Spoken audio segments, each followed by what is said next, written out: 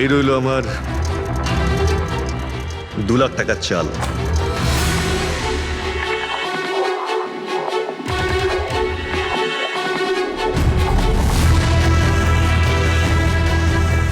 আমার 3 লাখ টাকার চাল।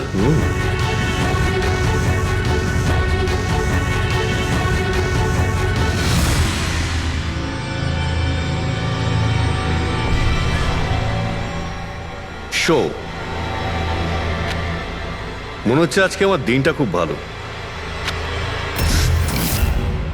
আমাকে হারানো আজ তোমাদের পক্ষে সম্ভবই নয়।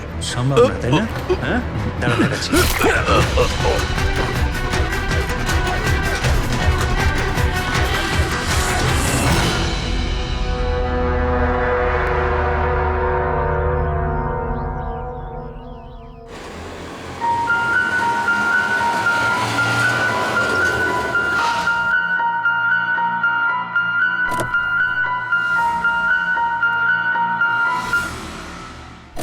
চলো বাচ্চারা,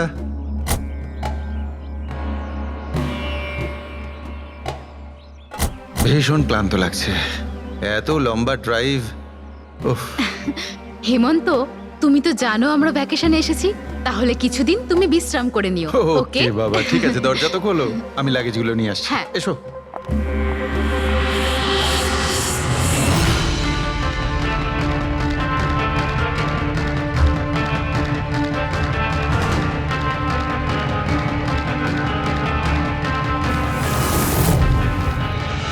হেমন্ত, হেমন্ত তাড়াতাড়ি এদিকে এসো। এই এই দরজাটা। তুমি ওদের গাড়িতে বসাও, আমি দেখছি।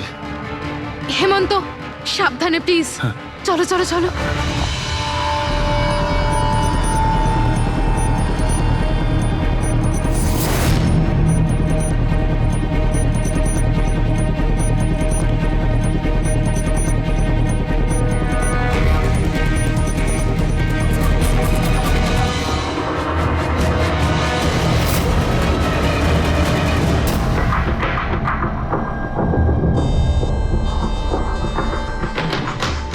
তিন চারবার আঘাত করেছে ছুরি দিয়ে। লাশ খুব একটা পুরনো নয়, মনে হচ্ছে কাল রাতে খুন হয়েছে এর। জুয়া খেলার সময় মারা গিয়েছে। এই 5টা গ্লাস পড়ে আছে এখানে, আর এই 5টা ভাগে তাস বাটা আছে। মনে হচ্ছে এছাড়া আরো 4 জন ছিল, ওদের মধ্যে কেউ একজন মেরেছে একে। বাইরে থেকেও কেউ আসতে পারে। পুরবী পঙ্কজ, একটু দেখো তো এই জালনা কিংবা দরজা ভাঙা নেই তো? মিস্টার হেমন্ত, এই লোকটা কে? না স্যার, আমি তো এনাকে আগে কখনো দেখিও নি। এই লোকটা আপনার ঘরে মরে পড়ে আছে আর দেওয়ালের চারিদিকে ওর ছবি লাগানো আছে। এটা কি করে সম্ভব? একজন অচেনা লোক আপনার এই হলিডে হোমে এসে তাস খেলছে, মারা গেছে। How it possible?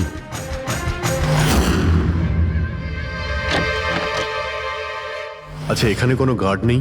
ছিল স্যার, বহু বছর একজন গার্ড ছিল, কিন্তু ওই মাস চারেক আগে তার মৃত্যু হয়, ব্যাস তারপর থেকে আর কেউ নেই। আমি ভেবেছিলাম যে এবার একজন নতুন গার্ড রাখবো। আমায় বিশ্বাস করুন, আমি একদম সত্যি বলছি, আমি এই ভদ্রলোককে চিনিও না। উনি এখানে কি করছিলেন, ওনার ছবি এখানে কেন টাঙানো, আমি কিচ্ছু বুঝতে পারছি না।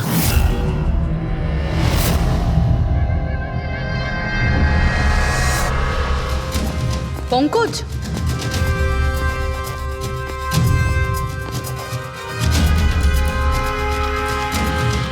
স্যার স্যার, জোর করে তো কেউ ভেতরে ঢোকেনি। হ্যাঁ, পিছনের দরজায় তালা নেই কোনো, আর তার ছিটকানিটা বাইরে থেকে খোলা যায়। ওখান থেকে এসছে ওরা। আর স্যার, এই লিভিং রুমের যে জানলাটা আছে, এর বাইরে একটা কাটার ঝোপ আছে। ঝোপের মধ্যে এইটা পেলাম স্যার, কাপড়ের টুকরো।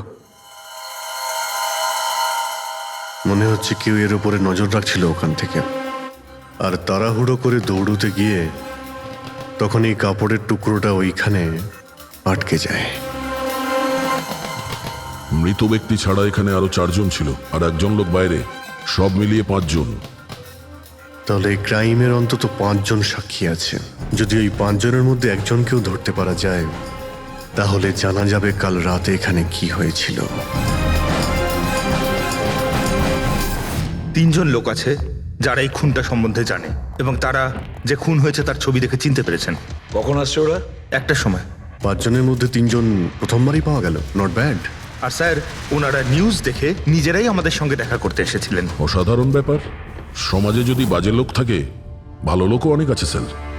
কিন্তু ওরা কাল রাতে রিপোর্ট লেখালো না কেন? স্যার স্যার এরা ওই তিনজন, প্রীতম, রণবীর, বিক্রম। প্রীতম, রণবীর আর বিক্রম, তোমরা সবাই জানো ওই খুনটার ব্যাপারে। স্যার। তিনজনের আলাদা করে স্টেটমেন্ট নাও। স্যার, যখন সিডের খুন হয়েছিল তখন আমি ওখানেই ছিলাম। সিড, ওর নাম সিড ছিল? হ্যাঁ স্যার। স্যার, আমি ওদের চিনতামও না।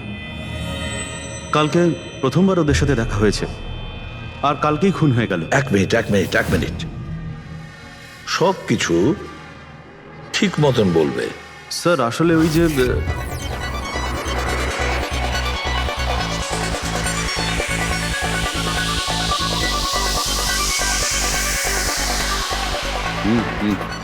Sure sir.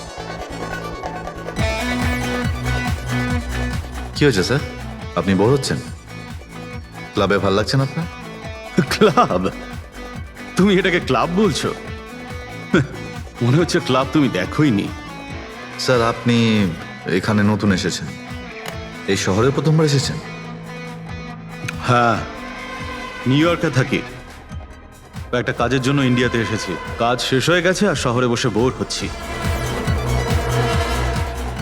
আপনার বোর্ডন দূর করার একটা রাস্তা আছে আমার কাছে। রিয়েলি? কি? একটু এক্সপেন্সিভ। সেটা চিন্তা তোমায় করতে হবে না। কি রাস্তা আছে সেটা বলো। ভেবে দেখুন স্যার, লাখ টাকার ব্যাপার, আর রিস্কও আছে। জোকিং? রিস্ক নেওয়া আমার হবি, আর সেটা যদি হয় টাকার, সেটা আমার কাছে অনেক আছে। কাজটা বলো। সুপার দেন। তুমি কি ধরনের জোকিং এর কথা বলছো? এরকম কোনো ব্যাপার নেই স্যার, শুধু জুয়া খেলতে হবে। লাখ টাকা, জিতে গেলে মালামাল, আর হেরে গেলে কঙ্কাল। আর এমনিতেও আপনার টাকার তো কোনো চাপ নেই। তাহলে চলুন আমার সাথে, কাম। যাচ্ছ কোথায়? এক ভদ্রলোকের বাড়ি। ভদ্রলোকের বাড়ি? কে ভাই? ওই যে দেখতে পাচ্ছেন, ব্ল্যাক জ্যাকেট, হোয়াইট শার্ট। তাহলে ওই বারটেন্ডার তোমাকে ওর বাড়িতে নিয়ে গিয়েছিল, তারপর কি হয়েছিল? না স্যার, ও সিডের বাড়ি নিয়ে যায়নি। ও সিডের সঙ্গে পরিচয় করায়, তারপর আমরা সিডের বাংলোতে যাই।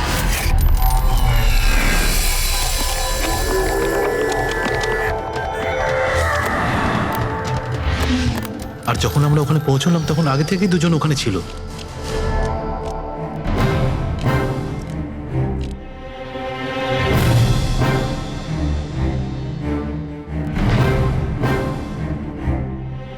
এই রইল আমার 2 লাখ টাকার চাল।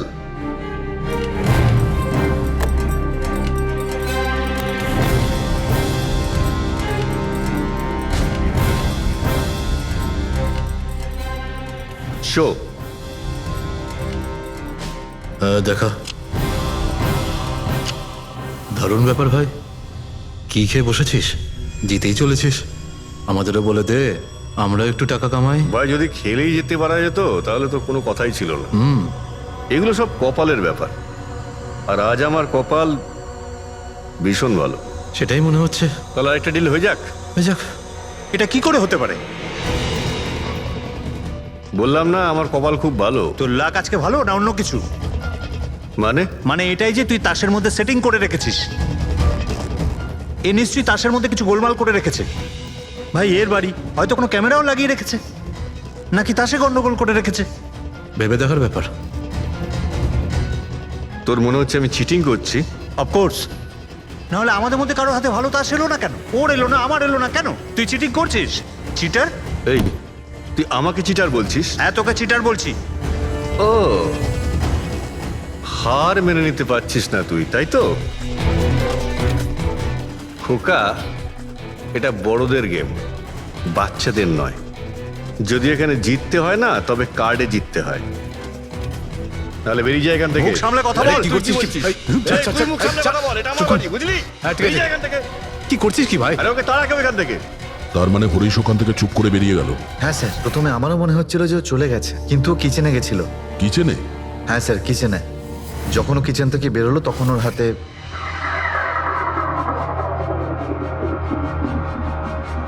তুই আবার এসিস এখানে? তোকে বলেছি না এখানে আসবি না? দেখেছিস কি হলো? কি তুই আবার হাত দিচ্ছিস গায়ে? আরে ভাই, আরে কি করলি কি তুই? আরে মেরে দিল ওকে। এটা এটা কি করলে? মেরে দিলে? আমি অ্যাম্বুলেন্সকে কল করছি, তোরা এখানে থাক। আরে মরে গেছো। পুলিশকে ফোন কর, না হলে আমরা সবাই ফেসে যাবো। পুলিশকে ফোন করলে আমরা বেঁচে যাব? জুয়া খেলছিলাম আমরা, বেআইনি এই জুয়া খেলা। হ্যাঁ, জুয়া খেলেছি, কাউকে মারিনি তো এক আমরা। বেশি চালাকি করিস না। পুলিশ যদি আসে না, আমি একা ফাঁসবো না, সবাই মিলে ফাঁসবো। সেভ একটা কাজ করতে পারি, তোরা এখান থেকে যা, আমি কাজটা খতম করে আসছি।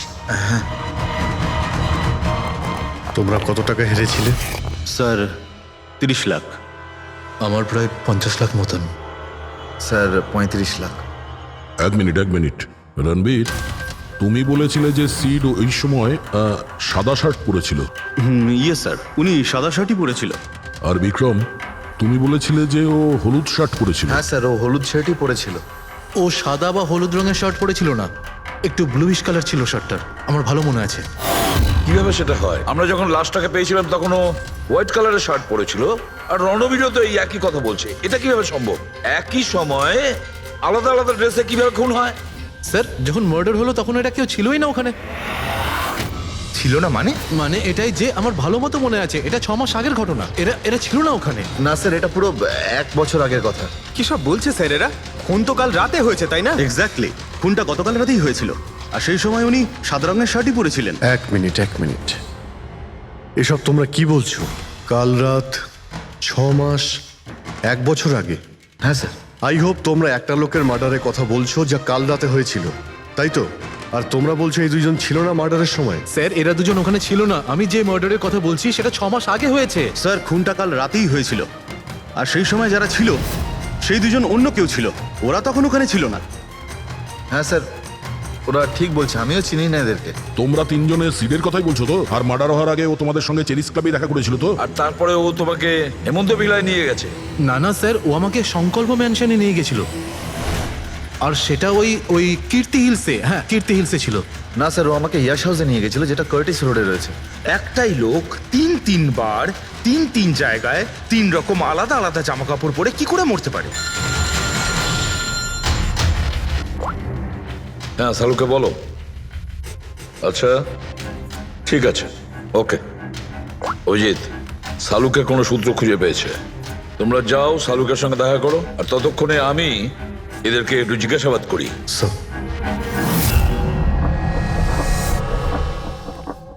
হ্যাঁ, এসো ভাই, এসো। দেখো আমি কি পেয়েছি।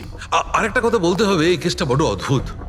হ্যাঁ ডক্টর সালুকে, কেসটা তো খুবই অদ্ভুত, আর যেগুলো আমরা জানতে পেরেছি ওগুলো। আরে না ভাই, ওইটাও তো অদ্ভুত নয়, আমি যেটা তোমাদের বলতে যাচ্ছি সেটা অদ্ভুত। হ্যাঁ, কি হলো? তুমি এদিক ওদিক কি দেখছো? কিছু না। ঠিক তো? না, আমি আপনার কথাই শুনছি। কি বলছেন স্যার? ও আচ্ছা, হ্যাঁ, তো আমি কি বলছি? ও হ্যাঁ, অদ্ভুত। দেখো, আমি এর রক্তের সঙ্গে সঙ্গে রক্তের মতো আর একটা জিনিস পেয়েছি। রক্তের মতো? স্যার আপনার সন্দেহ একদম ঠিক ছিল, এটা ডাই ছিল। আরে সারিকা, তুমি এসে গেছো? মানে আমি বলতে চাইছি, কি বলছো তুমি? লাল ডাই? কি করে? আরে বাহ, কনসেন্ট্রেশন ফিরে পেয়েছো তুমি? আরে আমার কনসেন্ট্রেশন কোথায় গিয়েছিল? তোমরা সব সময় না আমার পিছনেই পড়ে থাকো। ও আচ্ছা। আমি সিডের বডি থেকে এই প্লাস্টিক ব্যাগটা পেয়েছি। এই ব্যাগ ওর শার্টের ঠিক নিচে ওর বডির সাথে টেপ দিয়ে আটকানো ছিল, আর এই ব্যাগটাতেই একদম রক্তের মতো ডাই রাখা হয়েছিল। এটা তো ঠিক ওই রকমই যেটা ফিল্মের শুটিং এ ইউজ করা হয়। বা হয়তো নাটকে। নাটক? হ্যাঁ, নাটকে। যতদূর আমরা জানতে পেরেছি তাতে এটা পরিষ্কার যে সিড একজন ঠক ছিল। সিডা তার সঙ্গীরা মিলে জুয়া আর মার্ডারের নাটক করে লোকেদের ঠকাতো। তার মানে এসবের মধ্যে ওই বারটেন্ডারও যুক্ত ছিল। ও জেনে বুঝে বড় লোকদের ফাঁসিয়ে এখানে এই কার্ড পার্টিতে পাঠাতো, আর তারপরে এই মার্ডারের নাটক। তো এই জন্য রণবীর, বিক্রম আর প্রীতম আলাদা আলাদা জায়গায় আলাদা আলাদা সময় এর মার্ডার দেখেছে। আর ওরা এসব অনেক আগে থেকেই করছে, কিন্তু কাল রাত ওদের নাটক বাস্তবে পরিণত হয়। প্রতিবারই একটা নতুন বাংলো, নতুন লোক ঠকানোর জন্য। আর বাকি সব সেম, একই খেলা, একই ঝগড়া, আর সেই একই সিটের মার্ডারের নাটক। লোকেদের কাছ থেকে টাকা নিয়ে পুলিশ কেসে নামে লোকেদের ভয় দেখিয়ে বের করে দেওয়া, সব কিছু সেম টু সেম। প্ল্যান তো খুব ভালো ছিল, কিন্তু কালকে হঠাৎ মার্ডার কি করে হয়ে গেল? কারণ কালকে রাতে একটা গন্ডগোল হয়েছে। মানে? 1 মিনিট।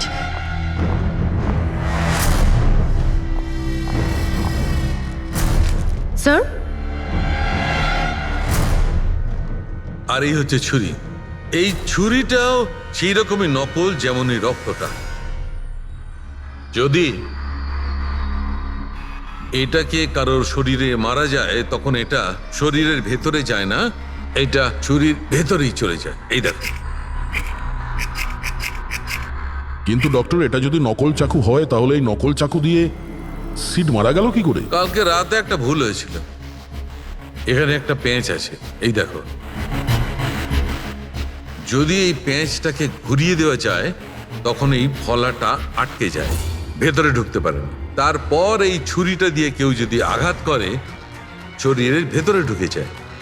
কেউ ইচ্ছে করে এই ছুরিটাকে এরকম বানিয়েছে যাতে সিড মরে যায়। এরকম তো সেই লোকটাই করতে পারে যে এই খেলার ব্যাপারে সব কিছু জানতো। এটা বোধহয় সে যে লিভিং রুমের ব্যালকনিতে ছিল, যার কাপড়ের টুকরো আমরা পেয়েছিলাম। আর দ্বিতীয়ত, আমাদের খুনির কাছে সে পৌঁছবে যে বাকি লোকেদের কার্ড পার্টি পর্যন্ত পৌঁছেছে। ওই bartender Dinesh. Excuse me? I am sorry sir, এখনো ক্লাব ওপেন হতে বেশ কিছুটা সময় বাকি আছে। Sorry sir. আমরা একটা কেসের ব্যাপারে এখানে এসেছি, আমরা সিআইডি থেকে। সিআইডি? হ্যাঁ বলুন স্যার, আমি কি করতে পারি আপনার জন্য? স্টাফেদের সঙ্গে কিছু কথা আছে। স্টাফেরা এখানে আছে? এখন সবাই তো এখানে নেই, কিছু লোক আছে যারা লকার রুমে ইউনিফর্ম চেঞ্জ করছে। আপনাদের একজন বারটেন্ডার দিনেশ, সে কোথায়? ম্যাম, কাল থেকে ও কাজে আসেনি, জানি না না বলে কোথায় গেছে। আচ্ছা স্যার, ব্যাপারটা কি? ও কিছু ঘটিয়েছে নাকি? করেছে কি করেনি সেটা পরে আপনি জানতে পারবেন। আপাতত আপনি ওর অ্যাড্রেস দিন আমাদের। স্যার, ও এখানে যে অ্যাড্রেস দিয়েছিল সেটা ভুল অ্যাড্রেস। অ্যাকচুয়ালি ও যখন উধাও হয়ে গিয়েছিল এখানে অ্যাড্রেস বুক থেকে ওর সব ডিটেলস বার করেছিলাম আমি, কিন্তু তারপর দেখলাম যে অ্যাড্রেসটা ভুল। আপনি চাইলে আমি আপনাকে অ্যাড্রেসটা দিতে পারি, কিন্তু আমার মনে হয় না আপনি ওকে ওখানে খুঁজে পাবেন। আপনি যখন কাউকে কাজে রাখেন তখন তাদের ডিটেলস নিয়ে রাখেন না? আপনি কি জানেন আপনার এই বারকে সামনে রেখে ও লোককে ঠকাতো? হোয়াট? আর আমরা এখন ওকে একটা খুনের ব্যাপারে খুঁজছি। Murder? I am sorry ma'am, আমি সত্যি জানতাম না। সেই জন্যই আগে থেকে ভালো করে খোঁজ নিতে হয়। রুলসগুলো আপনার ভালো করে ফলো করা উচিত ছিল। আগে থেকে এগুলো করলে আজকে এরকম প্রবলেম হতো না। I am sorry sir. আচ্ছা, এই দিনের সম্পর্কে আর কি বলতে পারো? কিছু জানো ওর সম্পর্কে? না স্যার, তেমন বিশেষ কিছু নয়, কারণ ও খুব কম কথা বলতো, বেশিরভাগ চুপ করেই থাকতো। সেই জন্য ওর বন্ধু কম ছিল, শুধু এক মেয়ে ছাড়া, মানসী। ও এখানে ওয়েট্রেসের কাজ করে। ওদের মধ্যে ভালো ভাব ছিল, যদিও ওরা দুজনে কোনোদিন এটা প্রকাশ করেনি, কিন্তু আমার মনে হয় যে ওদের মধ্যে প্রেমের সম্পর্ক ছিল। তো আপনি মানসীকে জিজ্ঞেস করেননি কি ছিল ওদের মধ্যে? জিজ্ঞেস করেছিলাম ওকে, কিন্তু ও নিজেও জানে না। কোনো ব্যাপার না, মানসীকে একবার ডাকুন তো। ঠিক আছে স্যার। স্যার, মানসী। মানসী, দিনেশ তোমার বন্ধু ছিল? ছিল মানে? ও ঠিক আছে তো? দেখো, একটা খুন হয়েছে, আমরা সন্দেহ করছি দিনেশ ওটাতে ইনভলভ আছে। আমরা ওকে খুঁজছি। তুমি জানো কোথায় আছে ও? আমি নিজেই অনেক টেনশনে আছি, ওর ফোনও লাগছে না।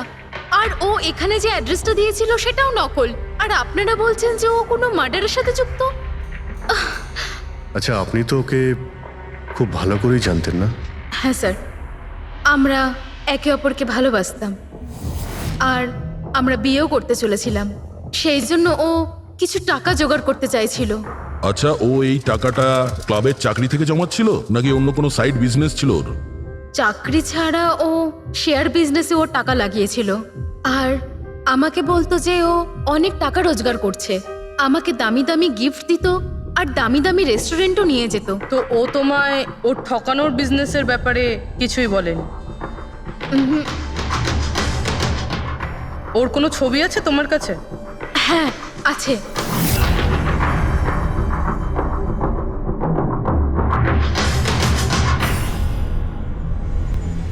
স্যার এই দীনেশ তো নিরুদ্দেশ, কিন্তু ওর ছবি আমরা পেয়েছি। এটাকে আমরা সার্কুলেট করে দিচ্ছি। স্যার এই দীনেশ তো নিরুদ্দেশ, কিন্তু ওর ছবি আমরা পেয়েছি। এটাকে আমরা সার্কুলেট করে দিচ্ছি। হ্যাঁ হ্যাঁ করাও অভিজিৎ, করাও। 3 জনের স্কেচ তো করা হচ্ছে। একটা কথা তো পরিষ্কার যে 4 জন সবাই একসঙ্গে কোনো গর্তে লুকিয়ে বসে আছে। হ্যাঁ স্যার। স্যার এরা ঠগ কিন্তু খুনি নয়। ভুল করে এদের হাতে খুন হয়ে গেছেন। 100% এরা ভয় পেয়েই কোথাও লুকিয়ে রয়েছে। ব্যাস এই ভয়টাকেই আমাদের কাজে লাগাতে হবে। এমন ভাবে ভয় দেখাতে হবে যে ওরা নিশ্চয়ই কোনো ভুল করে থাকবে আর আমরা খপ করে ধরে ফেলবো। স্যার স্যার হ্যাঁ স্কেচ তৈরি। ওকে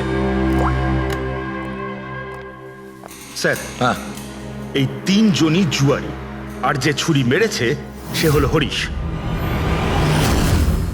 একটা কাজ করো, এই 3টে স্কেচই আর ওই বারটেন্ডারের ছবি প্রতিটা police station, railway station, bus stand, লজে সব জায়গায় পাঠিয়ে দাও। আর সমস্ত নিউজ চ্যানেলেও পাঠিয়ে দাও। আর ওদেরকে জানিয়ে দাও যে 24 ঘন্টা যেন এদের ছবি দেখানো হয়। প্রত্যেকটা বাড়িতে এদের ফটো দেখাতে হবে। তারপরে দেখবো কতদিন লুকিয়ে থাকে আমাদের হাত থেকে। এই 4টে ফটো খুব ভালো করে দেখুন। এই 4 জন এই হত্যাকাণ্ডে জড়িত। এদের ব্যাপারে কোনো রকম সূত্র বা কোনো রকম খবর পেলে সিআইডি কে এই নাম্বারে খুব তাড়াতাড়ি যোগাযোগ করবেন। এরা খুবই ভয়ানক। এরা সবাই ইন্ডাস্ট্রিয়ালিস্ট হেমন্ত কুমারের ফার্ম হাউসে নিজেরই এক বন্ধুকে খুন করে পালিয়ে গেছে। পুলিশরা অনেকক্ষণ ইনভেস্টিগেশন করার পরেও সেখান থেকে কোনো কিছুই খুঁজে পাওয়া যায়নি। সিআইডি এদের সবাইকে খুঁজছে। এই হলো এদের ফটো।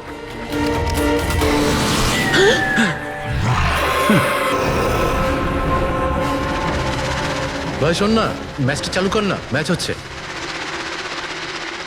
এরা সবাই ইন্ডাস্ট্রিয়ালিস্ট হেমন্ত কুমারের ফার্ম হাউসে নিজেরই এক বন্ধুকে খুন করে পালিয়ে গেছে। সিআইডি এদের সবাইকে খুঁজছে। এই হলো এদের ফটো। দেখলি তুই, এরা তো সবকিছু জেনে ফেলেছে। ভাই ছবি টবি সব দেখাচ্ছে, সমস্ত ডিটেলস দেখাচ্ছে।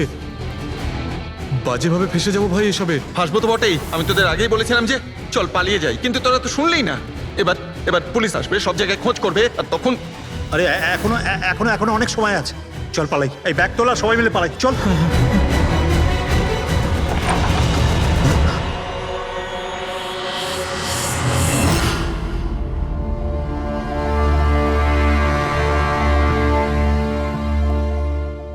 স্যার সিট তো আমার খুব ভালো বন্ধু ছিল, আমার পার্টনার ছিল, সব কিছু ঠিকঠাক চলছিল। এতদিন ধরে কোনো গোলমাল হয়নি। ওই রাতে কি যে হলো, আমি তো অন্যান্য বারের মতোই নকল ছুরিই মেরেছিলাম, কিন্তু মানে জানি না কিভাবে মরলো, আমি জানি না। এও জানে না। ওসব নাটক বন্ধ করো আর সত্যি করে বলো। স্যার আমরা ধনী আর এনআরআই লোকদের বোকা বানিয়ে ঠকাতাম, আর দিনেশ ওই জেডিস ক্লাব থেকে এই ধরনের বোকাদের সিডের কাছে আনতো। তারপর আমরা সেই বড় লোক এনআরআই লোকগুলোকে কোনো খালি নির্জন বাংলোয় নিয়ে যেতাম, যেটা আমরা প্রথম থেকেই সিডের বাংলোর মতো সাজিয়ে রাখতাম। হ্যাঁ স্যার, আমার একটা বিজনেসও আছে স্যার, রিয়েল এস্টেটের বিজনেস। তাই স্যার এই কাজের জন্য এরকমই খালি শুনশান বাংলোর খোঁজ করতাম আমি স্যার, আর তারপর অ্যাভেলেবেল করাতাম এই কাজের জন্য স্যার। স্যার প্রথমে আমরা মুরগিকে জিততে দিই, আর তারপর যখন সে ভরসা পেয়ে যায় তখন সিট জেতা শুরু করে দেয়।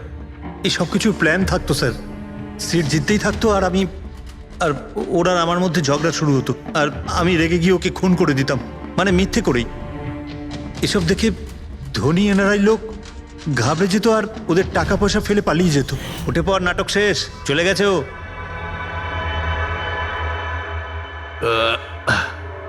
ঠিক গেছে তো রে? হ্যাঁ গেছে। উফ, আরে লেগে যাবে পাগল। তারপর আমরা ওই টাকাগুলো নিজেদের মধ্যে ভাগ করে নিতাম। ওই রাতেও সব এরকমই হয়েছিল। আমি ওকে ছুরি মেরেছিলাম, আর তারপর পুলিশকে ফোন করা যাক আর সবকিছু ডিটেলে বলে আমি দেওয়া যাক। পুলিশের চক্করে পড়তে চাই না। আমার পাসপোর্ট, ইউএসএ সিটিজেনশিপ সবকিছুই চলে যাবে। না না না না না, আমি যাচ্ছি। আরে ঘুমিয়ে পড়লি নাকি সিড? আরে ওঠ ভাই, অনেক হয়েছে, আর ওভার অ্যাক্টিং করতে হবে না। Seed set set. আরে এই তো সত্যি মরে গেছে। আরে ছুরিটা সত্যি সত্যি লেগে গেল নাকি ওর? আরে কি বাজে কথা বলছিস কি তুই? আরে সেট ওঠ না। সিট ওঠ না। আরে ছুরিটা কি করে? তুই ছুরিটা ইউজ করার আগে চেক করিসনি নাকি? আরে প্রথমবার করছি নাকি? শুটিং এর ছুরি এটা, একটাই তো ছুরি আছে না। কিন্তু এই খুন কি করে হতে পারে? আমাদের পুলিশকে জানাতে হবে। পুলিশকে যদি জানাই তো আমরা সবাই ফেসে যাব। তাহলে কি করব?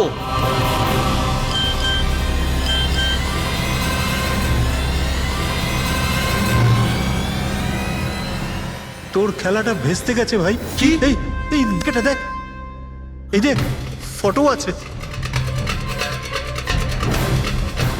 আরে আমি এই ফটোগুলো এখনই পাঠাচ্ছি পুলিশের কাছে অ্যাড্রেস সহ। ওরা এক্ষুনি ওখানে এসে পড়বে। তোর খুব শখ হয়েছিল না খেলার? এবার দেখি পুলিশের সাথে কেমন লুকোচুরি খেলিস। তুমি বলছো যে তোমরা ওখানে টাকা ফেলে পালিয়ে গিয়েছিলে? হ্যাঁ স্যার, পুরো 90 লাখ টাকা ছিল স্যার। আমরা সব ফেলে পালিয়েছিলাম। কিন্তু আমরা তো ওখানে কোনো টাকা পাইনি। আমি কিছু জানি না ম্যাম, ওই টাকাটা কোথায় গেছে, ওই নকল ছুরিটাই বা আসল কি করে হয়ে গেল, সিডের খুন কি করে হয়ে গেল, আমি কিচ্ছু জানি না ম্যাম। কেউ তোমাদের জালে তোমাদেরই ফাঁসি দিয়েছে, বুঝেছো?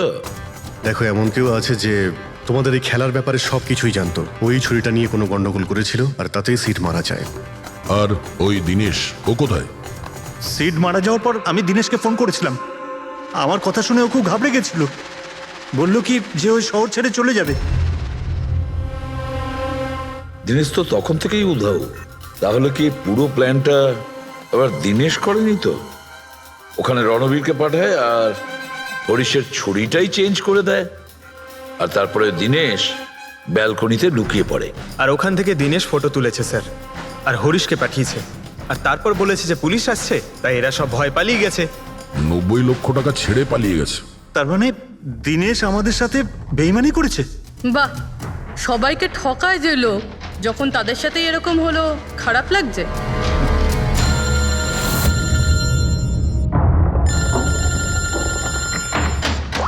হ্যাঁ বলো সালুকে। ফ্যান্টাস্টিক, ঠিক আছে। সালুকে বললো যে প্রমাণ পাওয়া গেছে, যে জিনিস দুটো আমরা দিনেশের কথায় আমরা পাঠিয়েছি। ওর ইউনিফর্ম আর জিম ব্যাগ। হ্যাঁ দা, যে কাপড়ের টুকরো আমরা ব্যালকনি থেকে পাই, ওই টুকরোর সঙ্গে এই দিনেশের ইউনিফর্মের কাপড় ম্যাচ করছে। স্যার, তার মানে খুনি দিনেশ?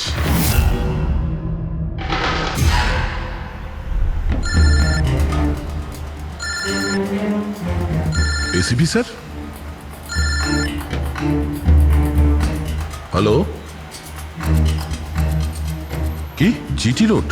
ঠিক আছে স্যার, ওকে ওকে। জিটি রোডে যেতে হবে।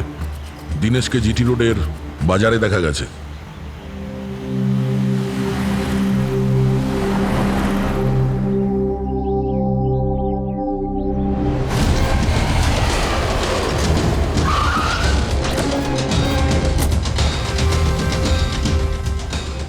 ভাই, এই লোকটাকে দেখেছো এখানে?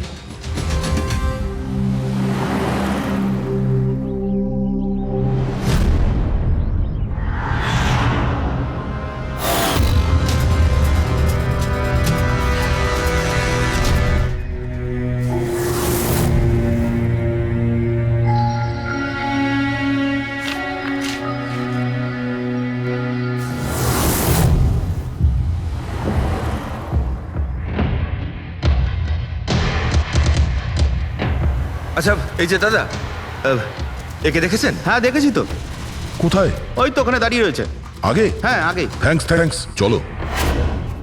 মা, বাবা, আমায় ক্ষমা করে দিও।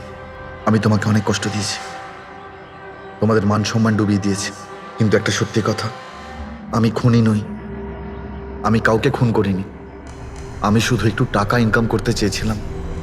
কিন্তু আমি জানতাম আজ নয়তো কাল পুলিশ আমাকে ধরেই নেবে, এটা হওয়ারই ছিল।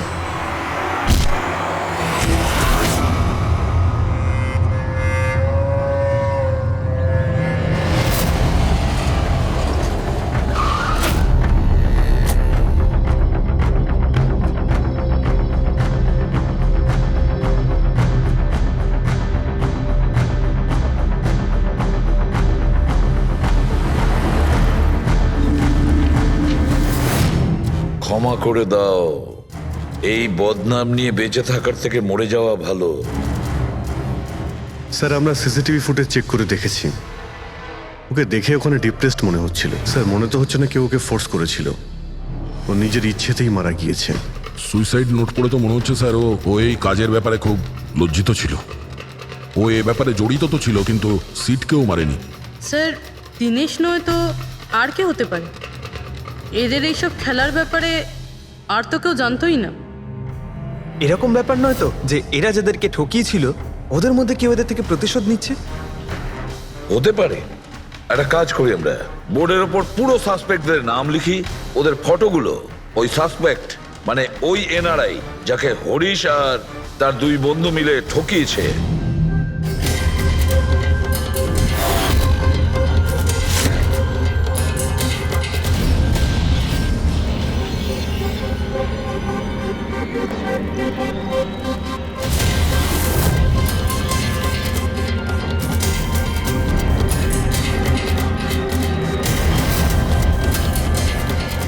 স্যার এই হলো সেই সমস্ত লোকগুলো যারা এই কেসের সঙ্গে জড়িত। অভিজিৎ, খোঁজ নিতে হবে খুনের সময় এরা কোথায় ছিল। পুরো ইনফরমেশনটা আমরা এয়ারপোর্ট ইমিগ্রেশন থেকে পেয়ে যাব।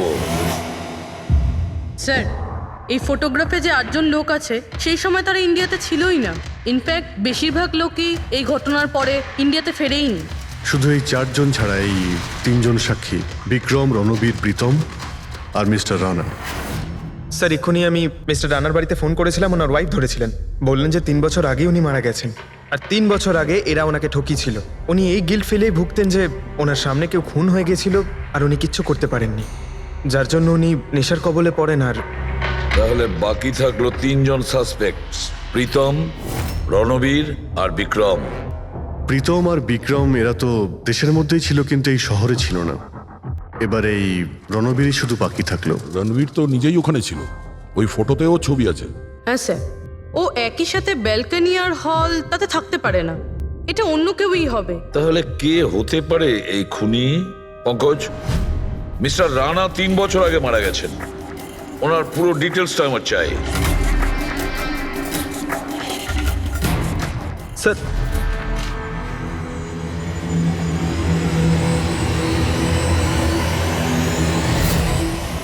এটা কোনো একজন লোকের কাজ নয়, অন্য কেউ আছে যে ওর সঙ্গে কাজটা করেছে। আমার তো মনে হচ্ছে যে খুনি আমাদের চোখের সামনেই আছে, শুধু আমরাই ওকে দেখতে পাচ্ছি না। ইয়েস, খুনি তো আমাদের সামনেই ঘুরছে। কি কথা বলেছো ফ্রেডি, সুপার। আমি স্যার? হ্যাঁ তুমি। খুনি সত্যিই আমাদের চোখের সামনে ঘুরছে, কিন্তু আমরা ওকে দেখতে পাচ্ছি না। কিন্তু এখন আমি বুঝতে পেরে গেছি। হোটেলে যাই। হোটেল? হ্যাঁ হোটেল। থিওরি হিসেবে ওর হোটেলেই থাকার কথা।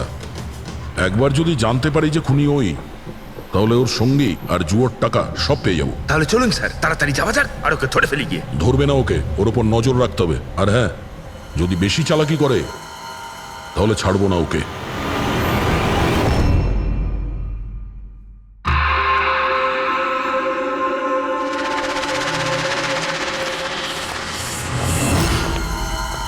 Excuse me. হ্যাঁ স্যার। আমি আপনার ফোন থেকে একটা ফোন করতে চাই। করুন স্যার। ওয়েল, আমার একটু প্রাইভেট কথা ছিল আর কি। এছাড়া কি আপনার কাছে অন্য কোনো ফোন আছে? স্যার ওইটাই চলে যান, ওটা থেকে কথা বলে নিন। Thank you. Thank you.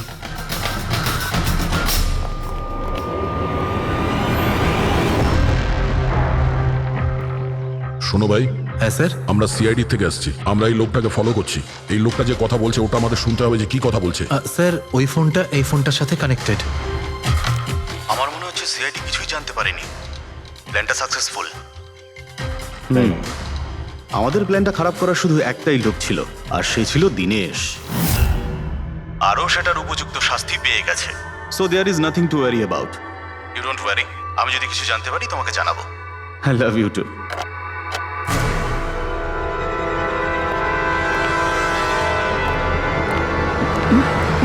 এই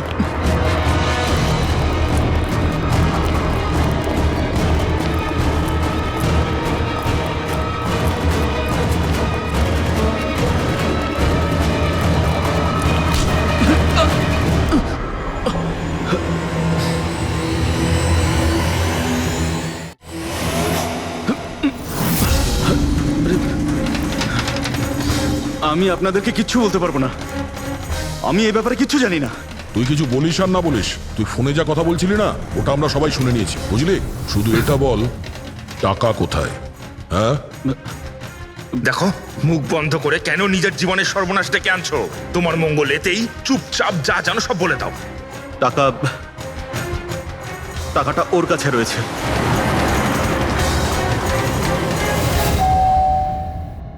একটু দেখ তো মা, কে বেল বাজাচ্ছে? হ্যাঁ মা।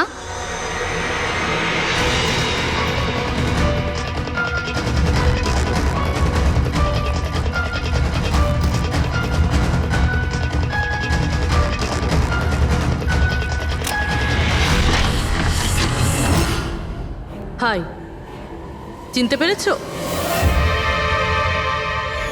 স্যার, মানসী। অ্যাকচুয়ালি আমরা আপনার বাড়ির তল্লাশি নিতে চাই। Search warrant. কি ব্যাপার, আপনারা কারা? সিআইডি, আমাদের কাছে আপনার বাড়ির তল্লাশির অর্ডার আছে। কিন্তু আমরা কি করেছি? আপনারা এখানে কেন এসেছেন? খুব তাড়াতাড়ি জানতে পারবে। চেক করো।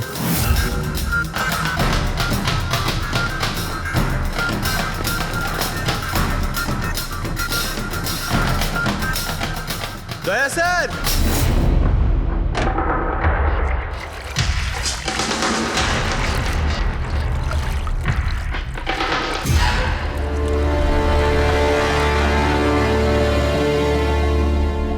চলো।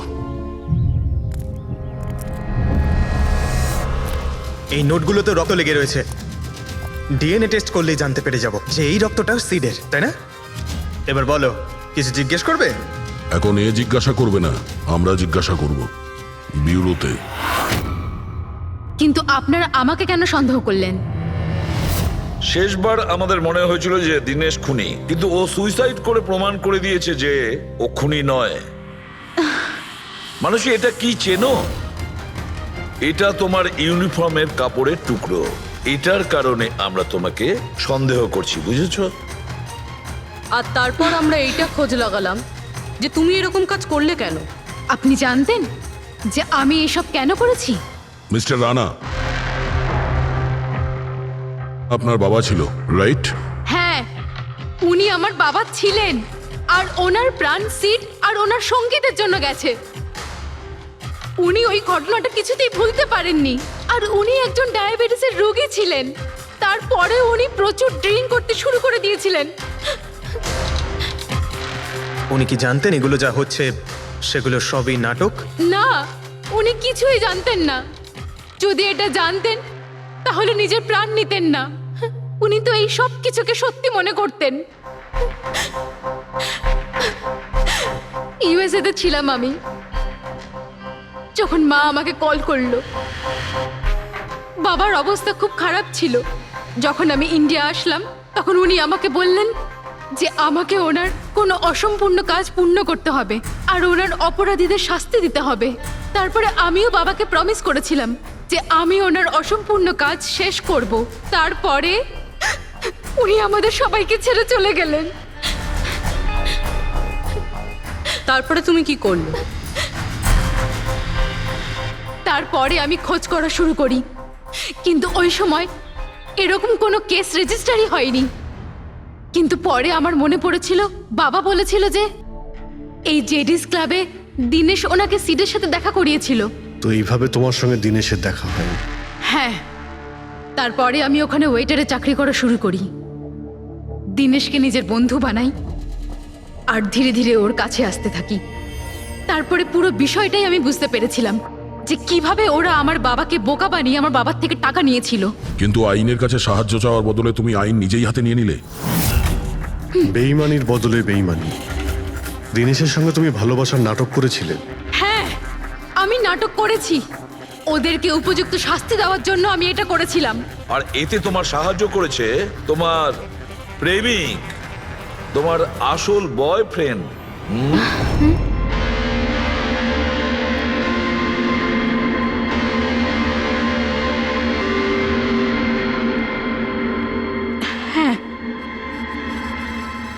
আমরা দুজনে মিলে প্ল্যান করেছিলাম।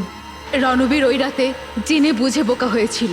আর ওই ছুরি ছুরিটাকে খারাপ করেছিল? যদি এই পেঁচটাকে ঘুরিয়ে দেওয়া যায় তখন এই ফলাটা আটকে যায়। ওই ছুরিটাকে আমি খারাপ করেছিলাম, আর ব্যালকনি থেকে লুকিয়ে ফটো আমিই নিয়েছিলাম। তারপরে আমি ওই ফটো হরিশকে পাঠিয়েছিলাম, আর ওদেরকে ওখান থেকে তাড়িয়ে দিলাম, আর আমি টাকাগুলো নিয়ে ওখান থেকে বেরিয়ে পড়লাম। আমি আমার বাবাকে দেওয়া প্রমিস পূরণ করেছি। ওই টাকাটা আমার বাবার ছিল, আমি ওনার প্রতি ন্যায় করেছি। ভুল। ওই ন্যায় বিচার করা তোমার কাজ নয়, সেটা করবে আদালত। তুমি আইন নিজের হাতে নিয়েছিলে, আর একটা খুব মস্ত বড় অপরাধ করেছো। আইন তোমাকে কঠোর থেকে কঠোরতম শাস্তি দেবে, তোমাদের দুজনকে কঠোর শাস্তি দেবে।